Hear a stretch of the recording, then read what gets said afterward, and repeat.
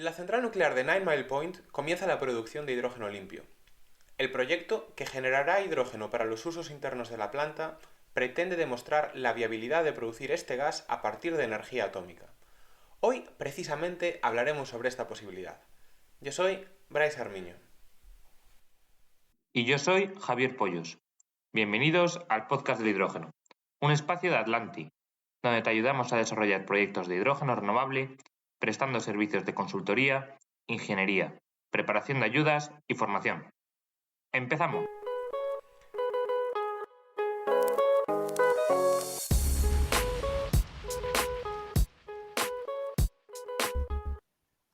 En el episodio de hoy hablaremos con Antonio Vallá Soler, analista en energía nuclear en la OECD Nuclear Energy Agency. Antonio, buenos días y bienvenido al podcast del hidrógeno. Muy buenos días, un placer estar aquí con vosotros y muchas gracias por darme la oportunidad para hablar de la energía nuclear y el hidrógeno. Buenos días, Antonio. Gracias a ti por estar con nosotros. Y lo primero que te queremos pedir es que te presentes tanto a ti como a la OECD para que nuestros oyentes puedan conocer mejor. Pues bueno, voy a empezar un poco por mi recorrido. Yo soy ingeniero industrial superior de formación, estudié en España, en Valencia, y ya en la Politécnica de Valencia, y acabé eso ahora unos 11 o 12 años. Me especialicé en lo que viene siendo energías, pero también después en la nuclear. Y como ingeniero, pues ya hice mi primer trabajo en Francia. Decidí salir directamente del país y estuve trabajando unos 5 años en una empresa que ahora se llama Framatome.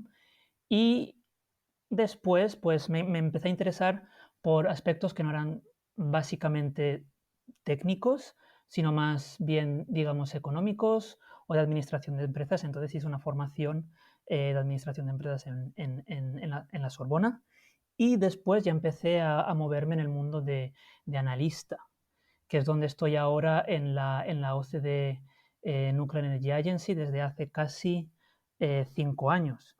Y entonces aprovecho un poco después de este recorrido explicaros un poco lo que viene siendo la OCDE. Bueno, para aquellos que no están familiarizados, es una organización que se fundó en plan Marshall, ¿no? En Europa, o sea, alrededor de los años 50, y tiene varios cuerpos digamos, de trabajo. Entre ellos hay una organización que es la Nuclear Energy Agency, que se encarga de aspectos nucleares que ahora describiré, pero de la misma forma que otra organización como la Agencia Internacional de la Energía también está bajo la OCDE. Sí que es verdad que como, al igual que nuestros colegas de la Agencia Internacional de la Energía, somos un poco independientes, digamos, y tenemos nuestros países miembros que son diferentes. Por ejemplo, solíamos tener a Rusia y era alguien que no estaba, por ejemplo, en la OCDE. Pero nosotros sí que lo tuvimos un tiempo. Ahora, por la situación actual, pues está suspendido, pero formaba parte de los países miembros. Y en cuanto a estas actividades, un poco, pues como cualquier organización internacional, el objetivo es hacer más que lo que harían los países solos, basándonos en colaboración. Básicamente, es decir, nosotros lo que aportamos son, coordinamos grupos de trabajo, colectamos inputs de estos países miembros para proporcionarles análisis, direcciones políticas en campos concretos. En la Nuclear Energy Agency, digamos que la nuclear tiene muchos campos, pues hay una división encargada de los aspectos de seguridad, otra de protección radiológica, otra de aspectos más legales, y yo estoy en el grupo que es lo que se llamaría de tecnología y desarrollo tecnológico y economía.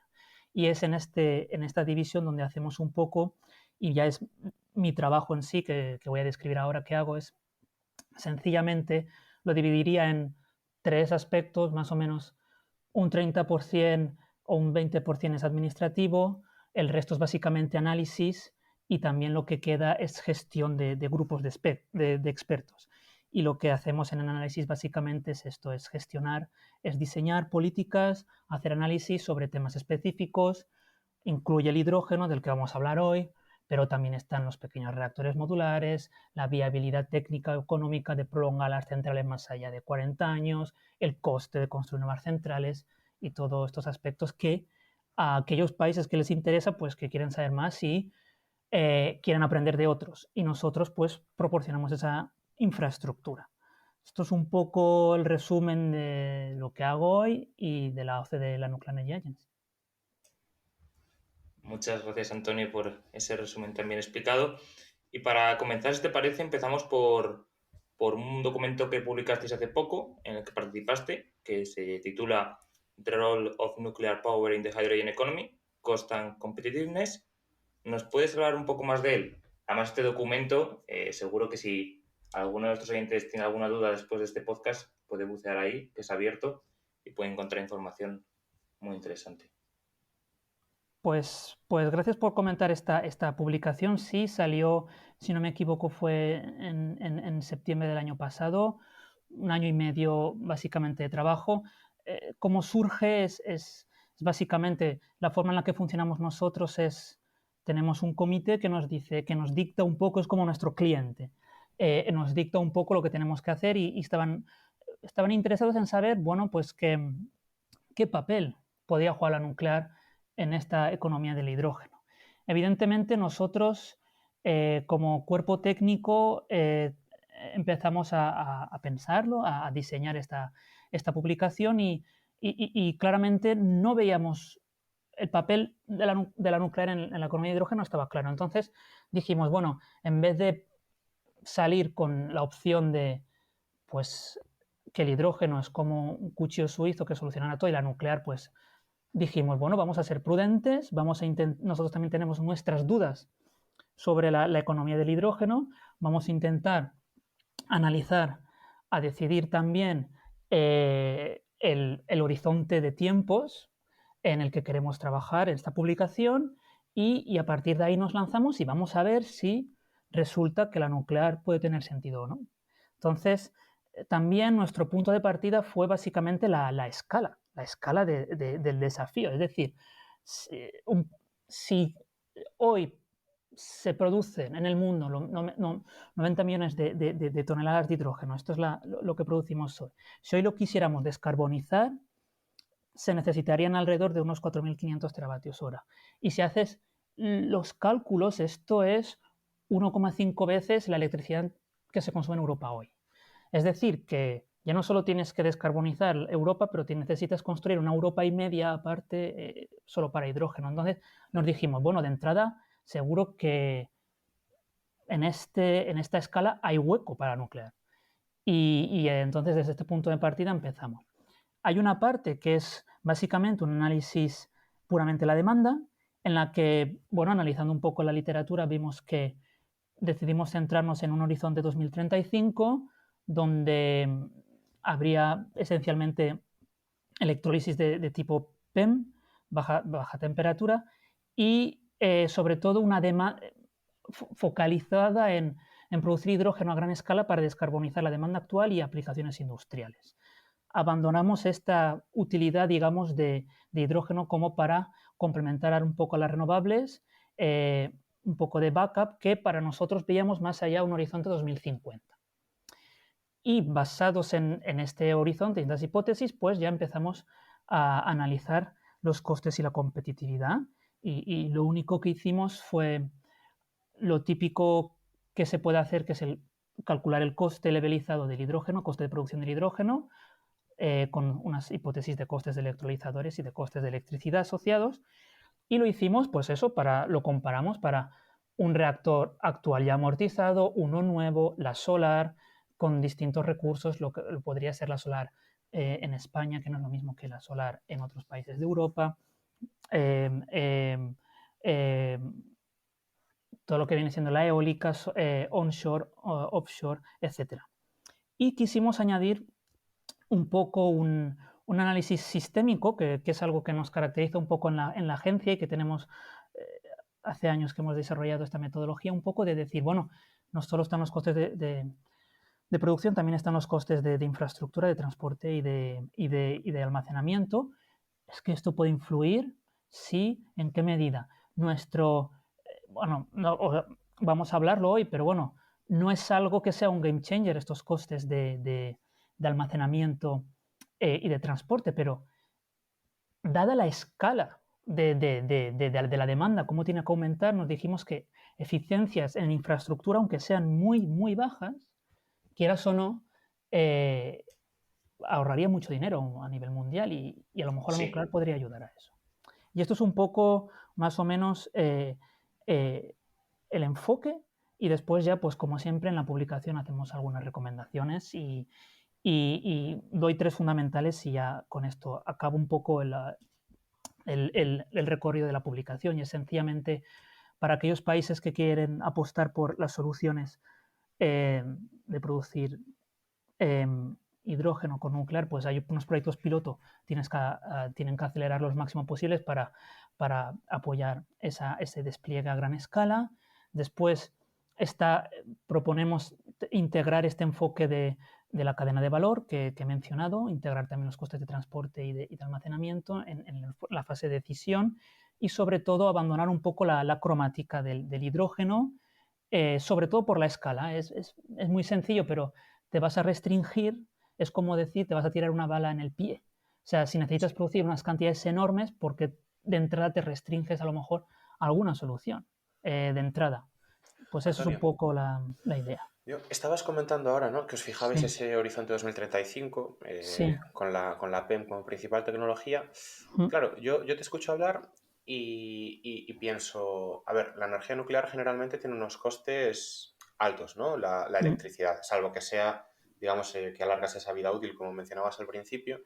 Entonces aquí la eficiencia va a importar un montón, ¿no? Porque luego hablaremos un poco del acto delegado, pero a mí me da la sensación, por ejemplo, que esa ventaja que se comentaba, que parece ser que no va a ser tan así, de Francia, del hidrógeno nuclear, bueno, que se podría generar a partir de energía nuclear y el hidrógeno, pero claro, yo lo pensaba y digo, es que la energía nuclear no es tan barata como las renovables. Entonces, mi pregunta es, Mm. eh, siendo la energía nuclear un poco más cara que las renovables, no sé si podemos estar hablando de 50, 60 euros por megavatio hora, la tecnología SOEL, que es mucho más eficiente, además podría aprovechar calores residuales, etcétera, se podría, o sea, se contempla, es algo que veis interesante integrarlo, o por la seguridad de las centrales o lo que sea, no es interesante integrar esos ciclos de calor. O sea, aquí hay más o menos varias preguntas mezcladas. Voy a intentar contestar un poco. Evidentemente, lo que es fundamental, como tú ya has dicho, para producir el hidrógeno es primero electricidad barata y en abundancia. Es lo que es el driver que va, digamos, a desbloquear o hacer emerger esta economía. Una cosa que destacamos en la agencia y que destaco incluso a los oyentes, la energía nuclear hay que distinguir entre las centrales ya en operación y aquellas que eh, son nuevas. Las de Ujú. operación, estamos hablando de costes de generación bastante baratos si no incluyes los impuestos. Digamos, depende de cada país y de cada central, porque claro, extender la vida depende de un marco regulatorio, del histórico de la planta y a lo mejor la inversión cambia un poco más o menos. Pero estamos hablando de alrededor de entre 25 y 50 euros el megavatio hora. Evidentemente en España, cuando le añades los impuestos es cuando llegas a valores de hasta 60. ¿Vale? Y Pero perdón, si no, Antonio, ¿impuestos te refieres a impuestos de generación o es que la nuclear tiene algún impuesto adicional? sí, eso, impuestos básicamente impuestos de la fiscalidad, impuestos Ah, de vale, vale. generación, Vale, vale. de generación a nivel nacional, tasas que son necesarias para toda la gestión de los residuos y evidentemente pues algún impuesto eso autónomo, o sea, autonómico diría, en el caso español, pero esto cambia en cada país completamente. Es ese tipo, estamos hablando de ese tipo de coste. Entonces, si hablamos de competitividad y pura y dura, y en una hipótesis, porque esto es importante, en la hipótesis que una central hoy decida, con los precios que tiene la electricidad hoy, que ganaría mucho más dinero produciendo electricidad, pero bueno, imaginemos que decida producir hidrógeno, una central existente, estaríamos hablando de un hidrógeno alrededor de 2 kilos el euro, de 2 euros el kilo de hidrógeno.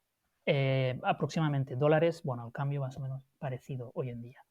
Estamos hablando de esos órdenes hoy. Ahora bien, ¿es que una eléctrica va a decidir hacer eso? Donde vemos que esas decisiones se pueden tomar es en mercados que estaban más degradados, y es en Estados Unidos. Y es ahí donde están los primeros proyectos de los cuales podemos hablar.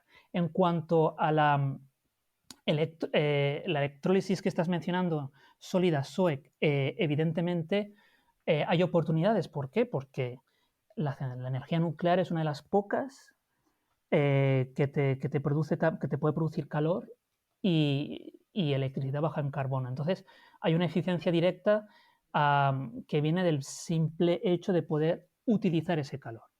Evidentemente, si hablamos de tecnología, esto se ha hecho, se ha acoplado. No, pero hay un proyecto en Estados Unidos en particular que no está en la escala de electrolizadores del megavatio, pero del kilovatio, y que la idea es poner la central nuclear con lo que vendría siendo un electrolizador de alta temperatura y probarlo, sobre todo porque con los reactores actuales, y la gracia es que se puede, el proceso de alta temperatura, tú puedes recuperar, de la electrólisis de alta temperatura, puedes recuperar los productos de salida y precalentar el vapor que Exacto. viene de la central. Y es así donde se alcanzarían esas temperaturas de los 600 grados, un poquito más, que lo permitirían. Pero bueno, estamos hablando de algo que aún no está industrializable, pero que hay un proyecto piloto y en Estados Unidos se va a probar. Claro, a mí lo que me da la sensación es que al final la energía Sol aquí tiene muchísimo sentido porque no hay duda, ¿no?, de que la energía nuclear, salvo que sea esos prolongamientos de la vida útil, es más costosa por euro por megavatio hora que la energía renovable. Entonces, una tecnología como la Sol, que además puede hacer acopio de ese calor que tiene la energía nuclear que puede sobrar, bueno, me parece que puede darle muchísimo valor. Pues tienes, como dices tú, toda esta tecnología SOEC de aprovechar directamente el calor, y después también tienes ya, bueno, unas tecnologías menos maduras, que son todo lo que viene siendo los ciclos termoquímicos. Y en esto hay proyectos incluso actualmente de investigación y sinceramente de intentar explorar lo que vendrían siendo pues diseños algo más avanzados, que podríamos llamar de reactores de alta temperatura, que ya no, porque la tecnología SOEC, vale, puede aprovechar este calor, pero en los ciclos termoquímicos es que ya sería un acople, digamos, completo, y al menos los proyectos de investigación que existen hoy en el mundo, sobre todo eran en China y en Japón, están intentando ver los ciclos, lo que sería azufre-yodo, y en Canadá estaban explorando los ciclos termoquímicos ya de lo que viene siendo cobre y cloro, y esto necesita temperaturas más altas. ¿Y esto en qué Y consiste, el ciclo termoquímico, Antonio? es utilizar directamente el calor y unos procesos químicos para separar la molécula directamente.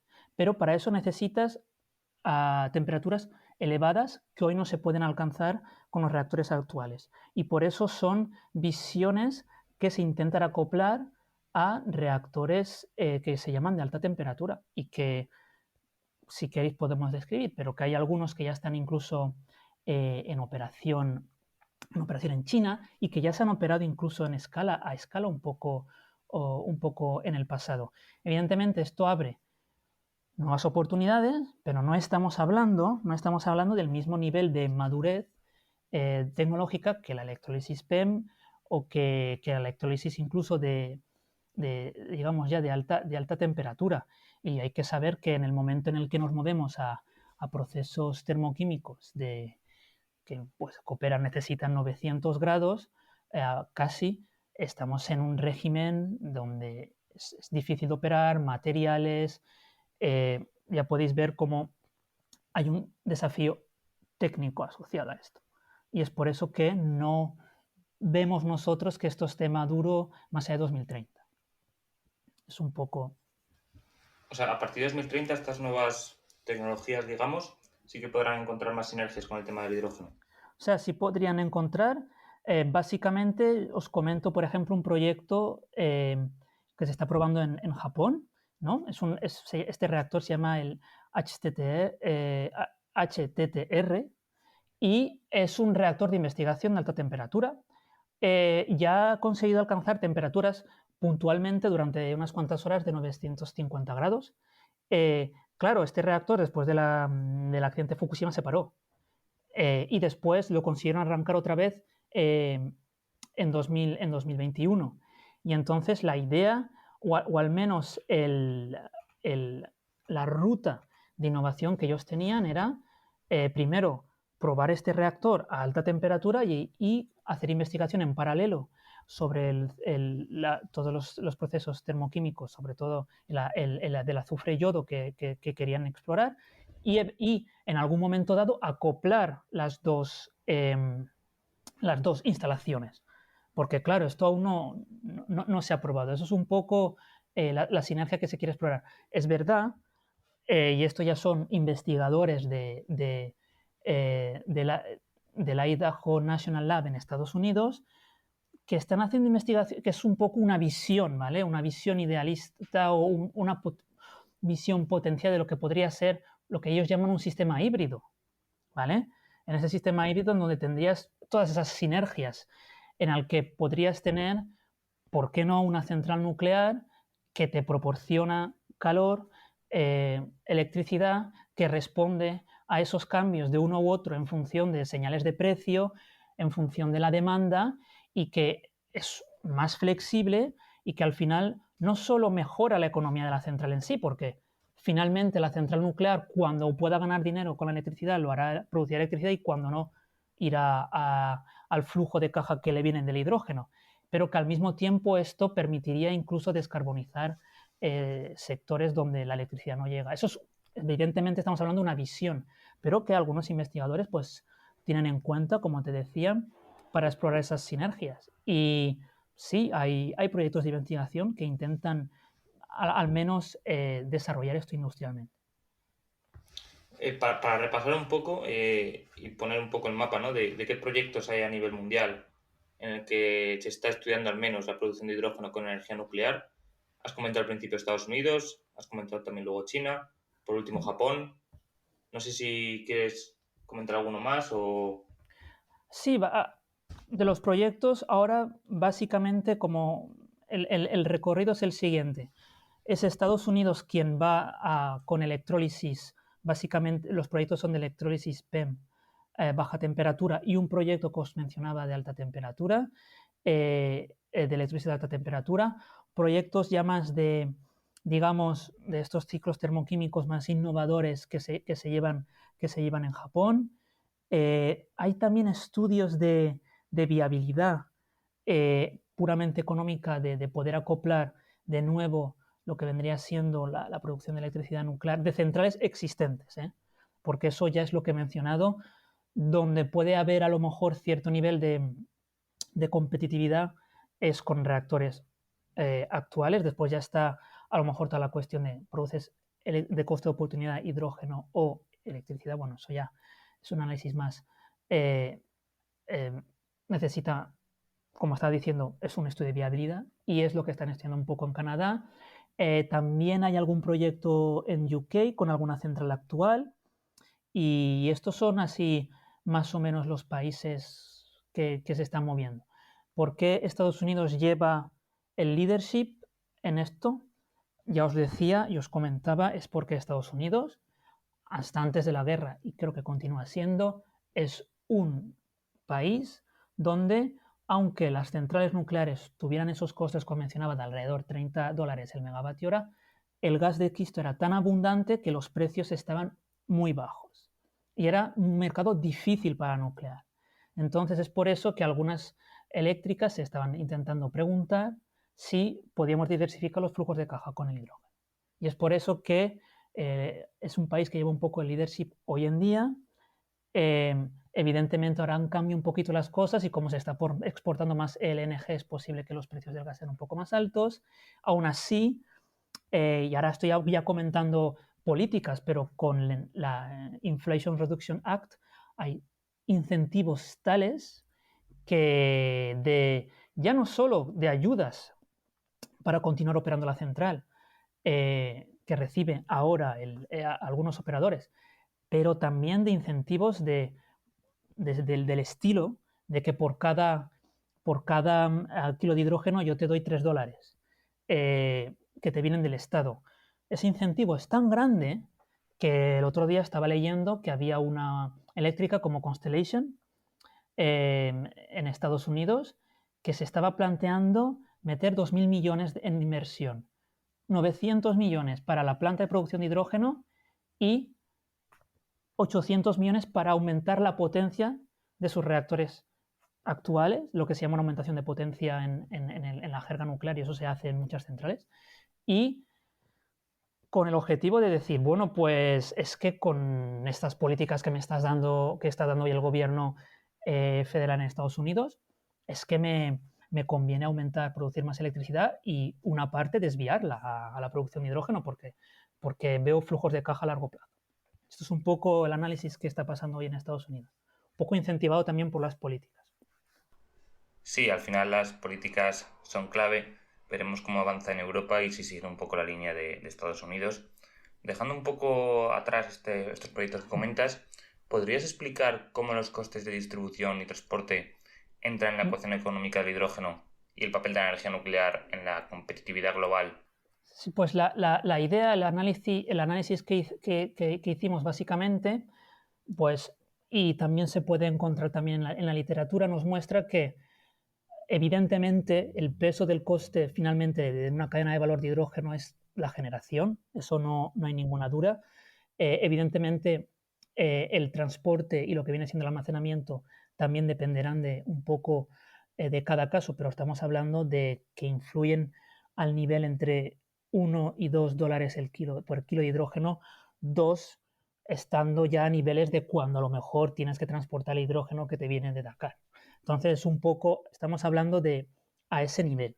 El problema es, o sea, ¿y dónde la nuclear puede tener sentido? Nosotros lo que vimos es que por la escala de la nuclear y la capacidad de producir de forma continua, y es donde las oportunidades en Estados Unidos también se estaban viendo, es que resulta que hay algunas centrales que están cerca de puntos de demanda.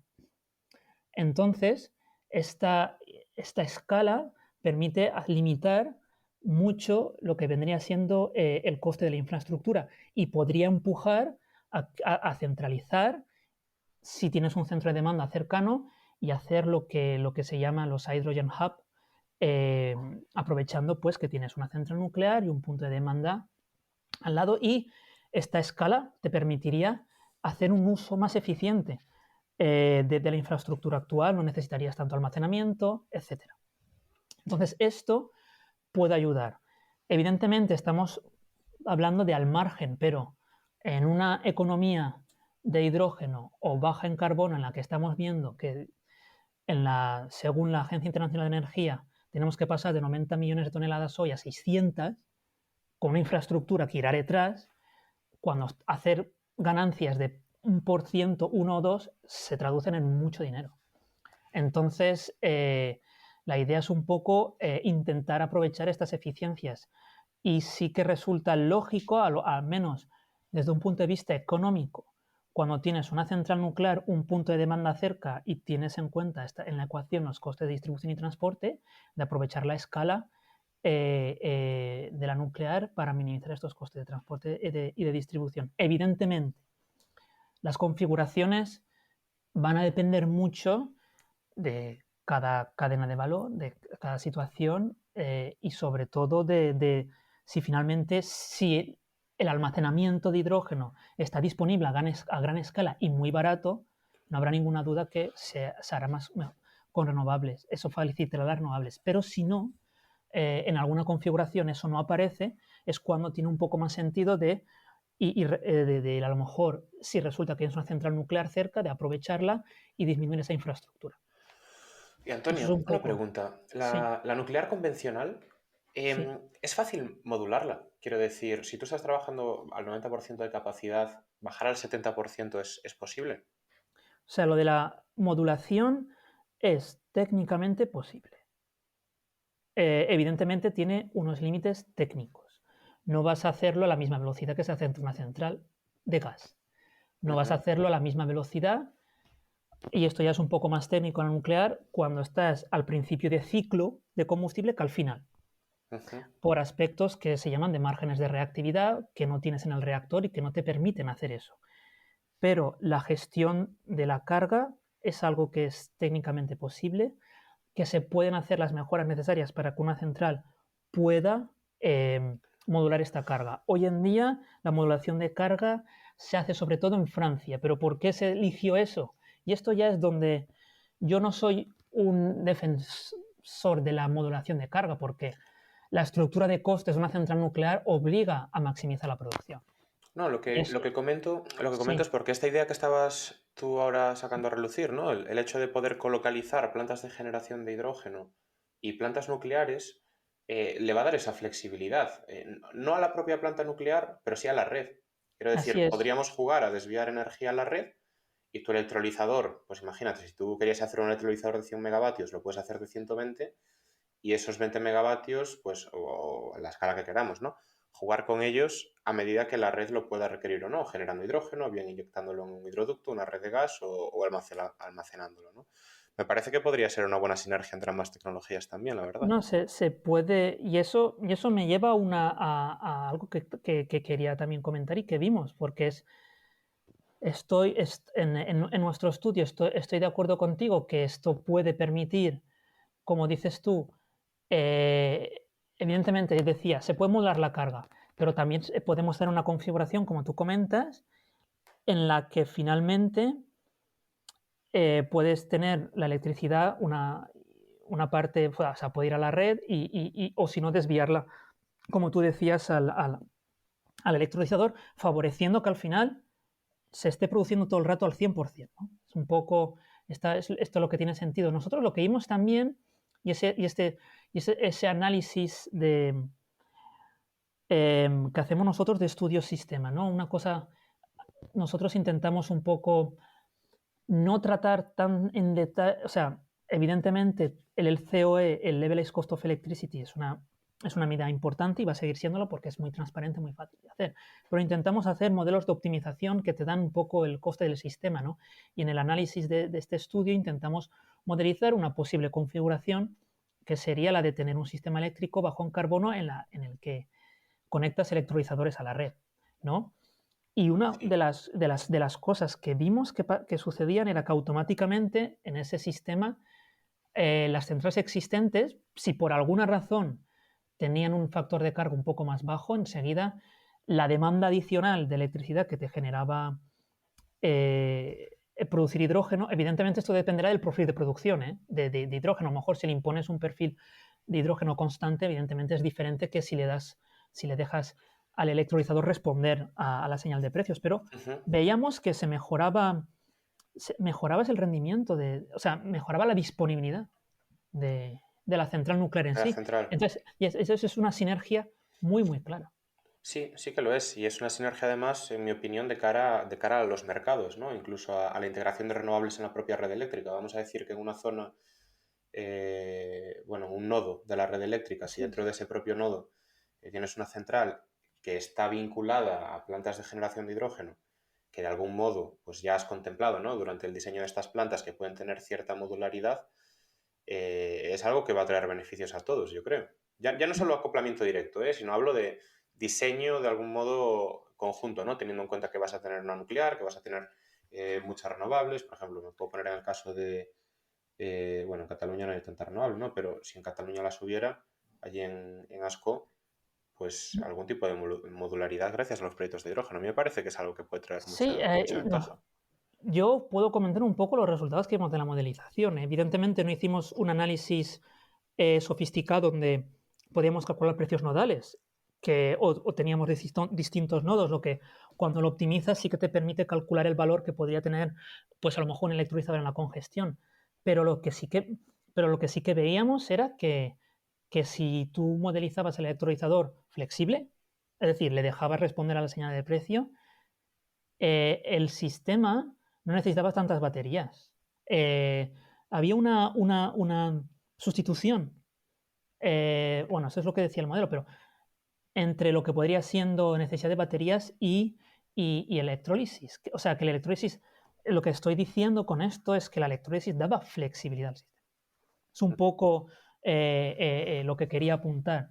Y evidentemente, si haces ya un análisis, si se sustituye, si este análisis que no es tan sofisticado ya mostraba que se podría sustituir a un poco a si había electrolizadores en el sistema, no hacía falta tantas baterías, estoy más que de acuerdo que si haces un análisis más exhaustivo a nivel nodal, podrías ver valor de cómo un electrolizador puede aliviar congestión.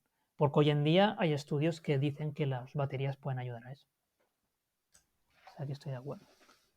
Y todo esto dependerá de lo que se define en la Unión Europea como hidrógeno verde, ¿no? Si al final se puede, o hidrógeno bajo en carbono, si se puede al final conectar las centrales nucleares con los electrolizadores. Y precisamente hace un par de semanas salió este acto delegado, la propuesta de la Comisión Europea al Parlamento Europeo, de cómo será esta definición, la correlación horaria, temporal, pero sobre todo llamó la atención eso de que los países o los sistemas, ¿no?, con menos de 18 gramos de CO2 cada megajulio tendrán ciertas ventajas a la hora de producir hidrógeno, como lo es el principio de adicionalidad, que no tendrán que cumplirlo, no tendrán que incorporar nuevos parques renovables, podrán utilizar los ya existentes. Y esto, claro, a los que nos dedicamos a este sector nos hemos pensado, esto es un claro guiño, ¿no?, a países como Suecia, como Noruega, pero sobre todo a Francia, que tiene un parque nuclear muy intenso, ¿no?, y que tiene unas emisiones de dióxido de carbono bastante bajas. ¿Qué opinas al respecto de esto y qué papel tendría la energía nuclear en esto de los 18 gramos de CO2? Bueno, ya lo estamos comentando un poco, que era ese valor de conectar electrolizadores a la red. Evidentemente hay yo creo distintas configuraciones que podrán coexistir, que se darán y que dependerán también de cada país. Yo lo primero que quiero decir es que toda regulación como esta que ha salido tiene aspectos muy positivos, ya no solo por esa correlación espaciotemporal que tú mencionabas, que es necesario para asegurarse que tenemos un hidrógeno bajo en carbono, pero ya esa certidumbre, ¿no?, esa estabilidad un poco que este acto delegado va a dar, y que es posible que favorezca ya solo por el simple hecho que tenemos una regulación. Ya estoy más seguro que ciertas decisiones de inversión ya se han acelerado.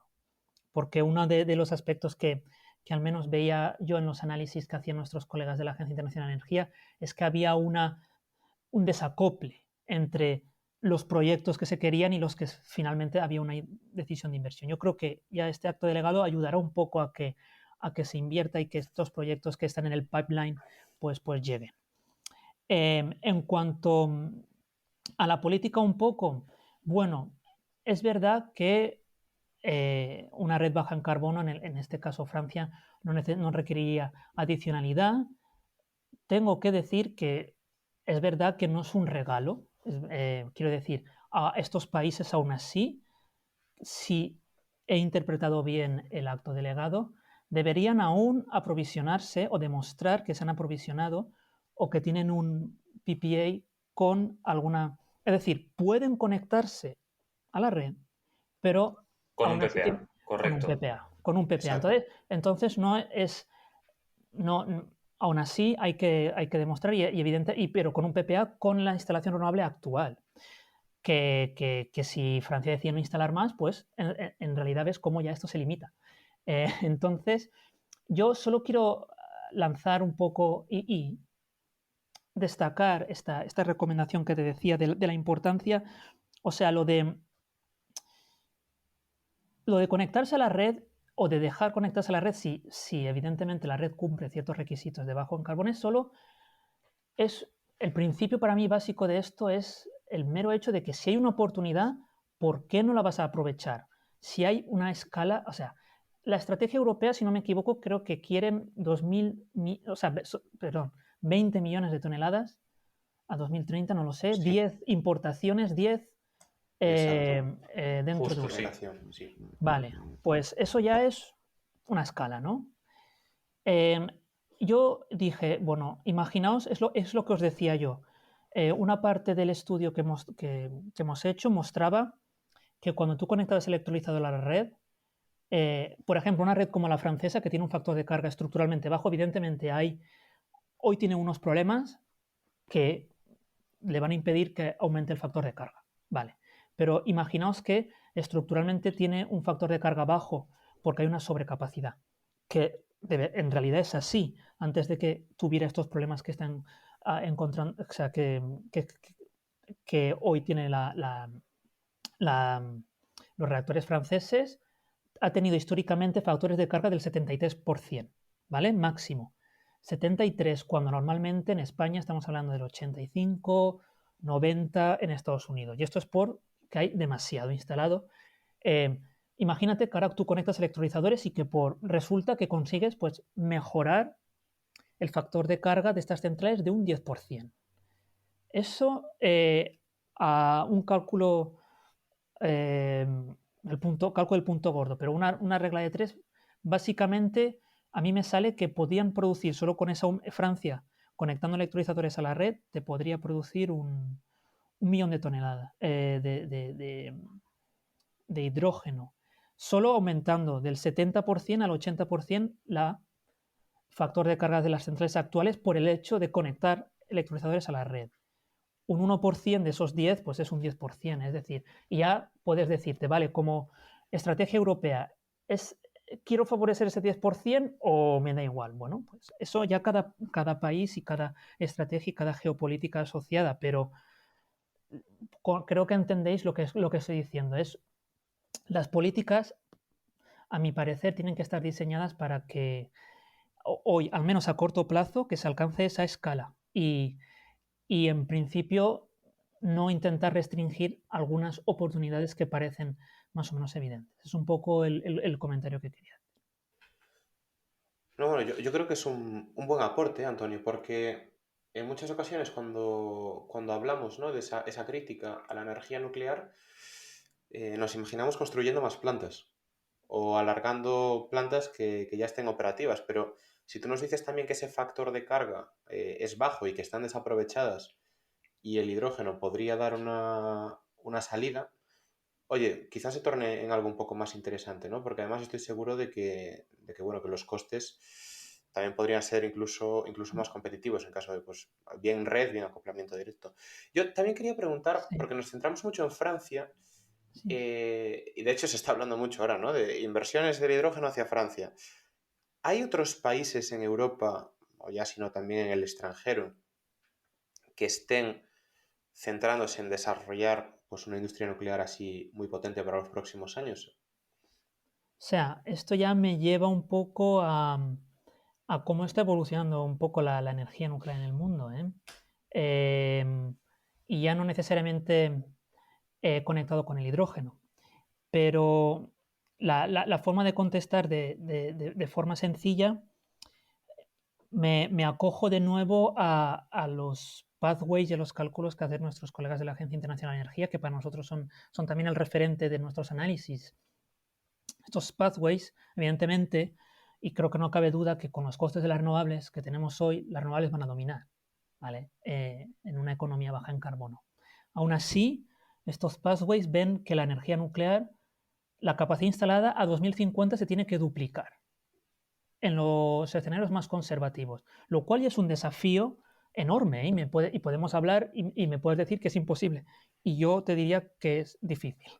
Pero es lo que dice el pathway, de la misma forma que este análisis dice que se necesitan 600 millones de toneladas de hidrógeno en 2050. Vale, se puede discutir. Pero digamos que hay un mensaje ya que digo que parece que no hay un futuro net zero o cero emisiones sin algo de nuclear, ¿vale? Ujú. Evidentemente del share va a depender de cada país, pero eso es un poco el mensaje. ¿Cómo se puede alcanzar esto? Y ahí es cuando ves varias tendencias, ¿vale? Y voy a describir un poco cómo va el mundo. En principio tienes la extensión de vida, ¿vale? De las centrales actuales. Y esto es algo por lo que Estados Unidos está apostando mucho, ¿vale? Donde ya tiene la mayoría... La central más vieja hoy en el mundo son 53 años y en Europa está en Suiza. Vale. Y en Estados Unidos ya hay al menos un 90% de las centrales que ya tienen la aprobación del regulador para operar hasta 60, algunas hasta 80, lo cual indica que hay cierta, al menos hasta 60 años, sí que hay cierta, digamos, viabilidad técnica y evidencias. Evidentemente, cuando tomo la decisión hasta 80 es porque algún informe o estudio asociado hay. Entonces, eso es un poco las tendencias, pero una tendencia muy fuerte a extender con una cierta viabilidad tecnológica y técnica, al menos hasta más allá de 40 años. Después está la construcción de nuevas centrales. Y evidentemente esto ya es más difícil. Estamos de acuerdo que hemos experimentado sobrecostes y uno de los problemas actuales que tiene la industria es que es incapaz de construir en los tiempos y en sus costes. Esto no significa que existan estrategias para reducir costes. Existen. Se aplicó en el pasado. Ya solo con un marco de financiación diferente y acceso a un capital barato ya reduces costes significativamente.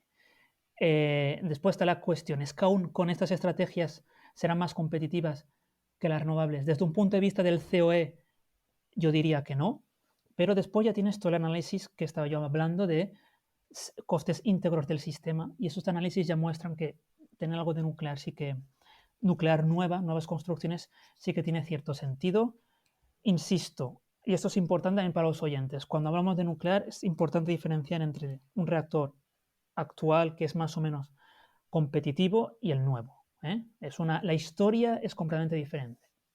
Y después ya están y estos países que están intentando apostar por centrales nuevas, pues estamos hablando de UK, estamos hablando de Francia, estamos hablando de Corea y sobre todo, evidentemente, estoy hablando de países de la OCDE, pero hay todo un país, toda una serie de países como China, Rusia, que esto va a otra velocidad, están en otra liga, pero que son capaces de construir 3 reactores al año de gran capacidad, ¿vale? Pero bueno, esto es un poco la tendencia y después ya están los pequeños reactores modulares que yo describiría un poco como complementarios a los grandes que permiten expandir la proposición de valor de la nuclear, un poco para a lo mejor reemplazar centrales de carbón que tienen una capacidad más pequeña o aplicaciones que estamos hablando del hidrógeno un poco industrial o incluso en zonas remotas. Hay que decir que en zonas remotas, estoy hablando pues a lo mejor en Siberia, ya hay reactores operando así más pequeños y modulares. Evidentemente estamos hablando de Rusia, de nuevo. Pero bueno, sobre todo Estados Unidos y Canadá se está poniendo mucho las pilas y se esperan tener primeros reactores en el horizonte 2035, 2030-2035. Si no están, nuestros análisis ven que es un window opportunity que van a perder, ¿vale? Y De los eso es un poco. modulares me estás comentando que se Sí, plantea tener en el 2035 de los sí, SMR. de los SMRs. Y hay un proyecto en particular en Canadá que quieren empezar en 2024 y acabar en el 2028.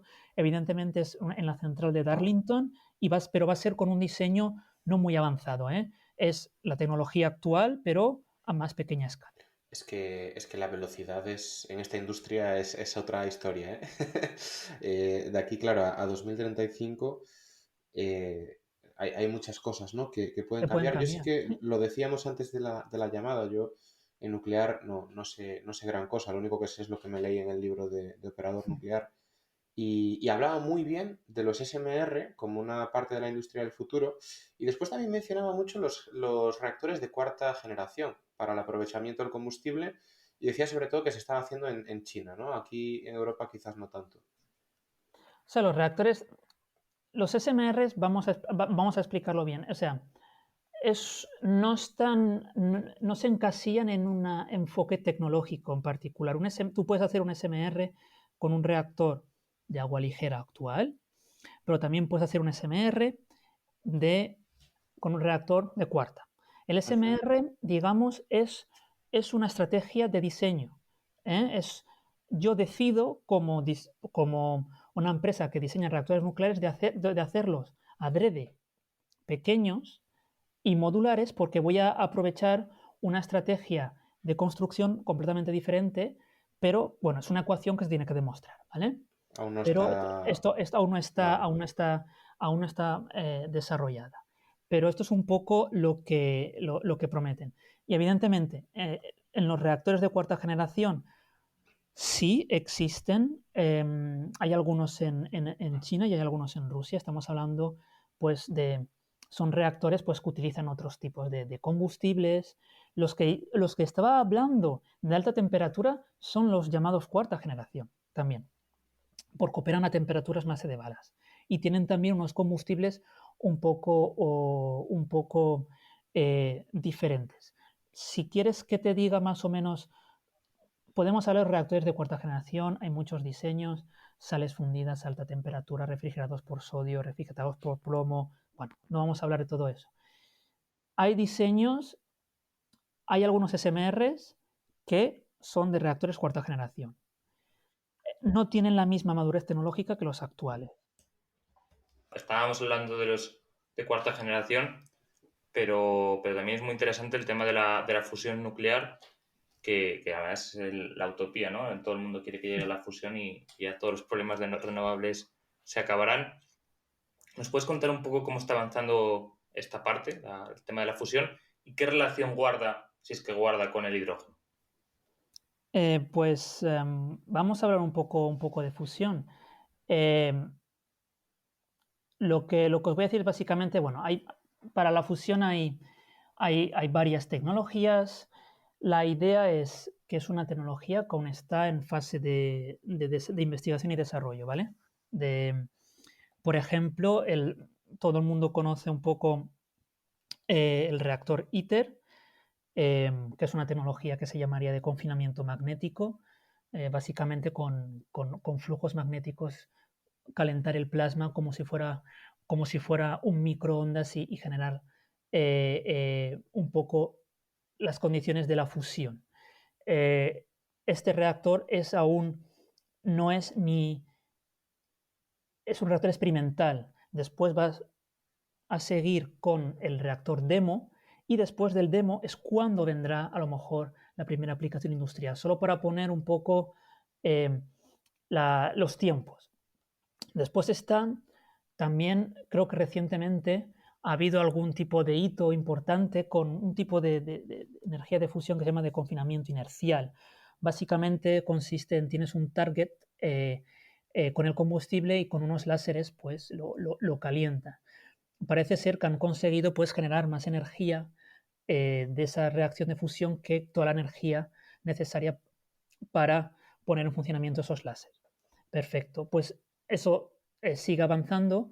La idea es que yo diría que aún estamos lejos de alcanzar esa condición que se llama, que es la condición de ignición. Es decir, hoy en la fusión se ha conseguido obtener más energía del proceso de fusión que la generada para alcanzar que la requerida para alcanzar de calentar ese plasma, etcétera, y alcanzar las condiciones de fusión. Pero después lo que pasa es que las reacciones de fusión en sí no consiguen aún generar tener una reacción de fusión autosostenida, ¿no? Como sería lo que pasaría en un sol. Esto sería la situación, se llama de ignición, ¿vale? En un reactor nuclear de fisión, pues sí que tenemos esta reacción, digamos, nuclear autosostenida.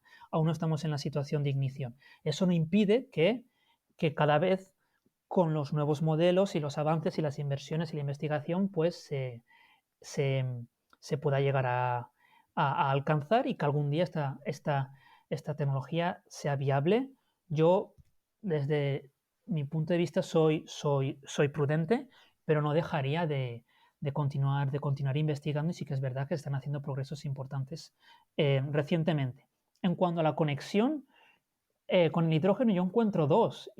O sea, la primera la conexión es sencilla, es el combustible de la reacción de fusión, son isótopos de hidrógeno. O sea, es al menos lo que está explorando y que es una de las reacciones que es más fácil y que tiene más probabilidad es la de deuterio-tritio. El deuterio está en todas partes, el tritio es mucho más escaso. Creo que hay un stock en el mundo de unos 20 kilos y que el reactor ITER va a consumir, básicamente en sus experiencias. Pero esto no impide que, que se pueda diseñar un reactor de fusión que genere su propio tritio. Es decir, la idea es, pues en estos reactores, poner lo que sería un manto alrededor del reactor de litio, y ese manto pues absorbería los neutrones que saldrían de la reacción de fusión y producirían tritio por una reacción nuclear. Y después se recuperaría y entonces el propio reactor de fusión generaría su propio combustible.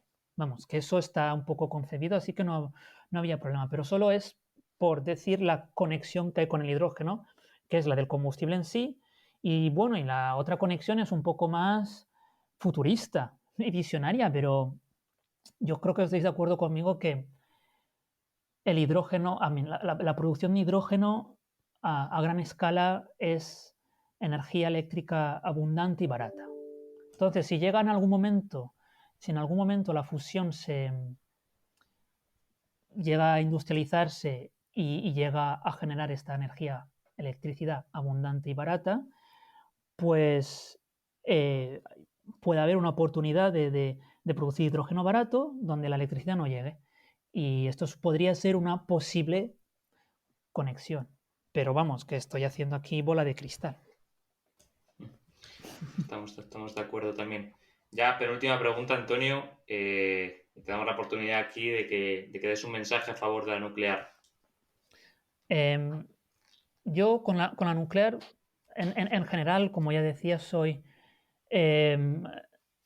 la intento ver siempre que tenga sentido en el sistema. Entonces, un mensaje positivo es lo que os decía, incluso en un mundo dominado por renovables, porque tiene unos costes muy bajos, alcanzar un pathway o un mundo cero emisiones implica que la capacidad nuclear al menos se duplique, o sea, que no hay cero emisiones sin nuclear, algo de nuclear habla. Entonces, eso es un mensaje a favor. Y el segundo es, como ya os decía, sopesar todo en el sistema eléctrico. Es decir, cuando tú empiezas a pedirle al sistema eléctrico que sea bajo en emisiones, pero que sea asequible y que asegure la seguridad de suministro, ya empiezas a meterle unas restricciones y a complicar mucho la ecuación. Y es cuando intentas reconciliar todas esas dimensiones, las emisiones, la seguridad de suministro y la asequibilidad desde un punto de vista del sistema, es donde ves que algo de energía nuclear en el sistema hace las cosas más fáciles. Eso es un poco el mensaje que diría a favor. No tiene ningún sentido tener un sistema 100% nuclear. En cambio, tener algo de nuclear tiene bastante sentido y hace la tarea mucho más fácil. Ni 100% nuclear, ni 100% renovable. Y ya para terminar, Antonio, y siendo la pregunta de rigor, ¿dónde y cómo te ves aportando en el sector del hidrógeno, si es que vas a seguir publicando algún documento más tan interesante, en los próximos años? No, pues básicamente en los próximos años me veo haciendo lo que hasta ahora, es decir, intentar diseñar políticas que se apoyen con evidencias científicas y que básicamente ayuden a que el hidrógeno, esta economía del hidrógeno se materialice y que podamos tener este hidrógeno de forma abundante, pero también barata. Eso es donde me veo básicamente. Pues Antonio, estaremos encantadísimos de seguir esos estudios y esas publicaciones.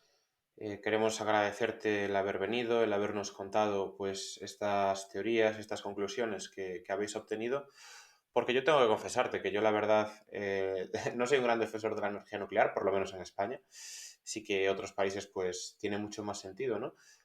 Pero sí que soy un defensor de las soluciones inteligentes y, por ejemplo, eso que nos estabas contando de que, pues gracias al hidrógeno, por ejemplo, la nuclear desde ya podría tener un factor de utilización más alto, abaratar costes para todos y permitir desplegar el hidrógeno de una forma más rápida. Lo cierto es que hay cosas a las que no se le debe decir que no, ¿no? Porque está claro que el despliegue de renovables que necesitamos para cumplir los objetivos europeos, sobre todo después del repower, ya no solo de hidrógeno, sino de descarbonización de las redes, pues son muy complicados. Así que siempre da gusto escuchar opiniones tan fundadas y basadas en el conocimiento y lo dicho, en la lógica. De nuevo, muchas gracias por venir, por contarnos todo esto y estaremos muy atentos a lo que sigáis haciendo. Pues muchas gracias a vosotros y un placer de poder hablar sobre la nuclear, hidrógeno y el papel que puedes tener en un sistema eléctrico. La verdad es que ha sido una experiencia muy, muy enriquecedora. Gracias. Un placer tenerte, Antonio, con nosotros. Muchas gracias. Un abrazo. Un abrazo. Y hasta aquí ha llegado el episodio de hoy, en el que hemos contado con la presencia de Antonio Valla-Soler, de la OECD, que nos ha contado cómo la nuclear y el hidrógeno tienen más sinergias de lo que pudiera parecer. Esperemos que os haya gustado y que nos acompañéis durante los próximos capítulos, ya que es mucho lo que tenemos y queremos contar. Dadle a like y suscribiros para ayudar a que este podcast crezca. Todas vuestras valoraciones serán bien recibidas en el correo elpodcastdelhidrógeno@gmail.com o en los comentarios de las principales plataformas. Un abrazo grande y hasta la próxima semana.